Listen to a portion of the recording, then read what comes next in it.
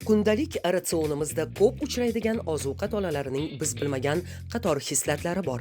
Ulardan biri, ular qondagi xolesterin darajasini pasaytirishga bevosita xizmat qiladi.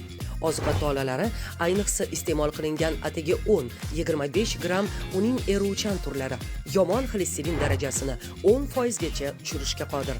Kunda bor yo'g'i 3 porsiya ozuqa tolasiga boy mahsulot iste'mol qilish yurak qon tomir xastaliklari xavfini 20-30% ga qisqartirishi mumkin. Masalan, bir piyola suli yoki mosh tarkibida qondagi xolesterin bilan kurashuvchi 4-6 gram eruvchan tola mavjud. Shu bilan birga ozuqa tolalari ortiqcha vazndan xalos bo'lishga ham yordam beradi. Uzoq vaqt davomida to'yinganlik hissini saqlab turuvchi tolalar qo'shimcha ovqatlanishning oldini oladi. Shuningdek, ular jigar va yurak faoliyatiga yordam berib, qondagi zararli moddalarni chiqarib tashlashda ham muhim rol o'ynaydi. Ozuqa tolalariga boy bo'lgan mahsulotlar sirasiga suli, mosh, apelsin, qora bug'doy kabilar kiradi. Ozuqaning tolasi, xolesterin balosi.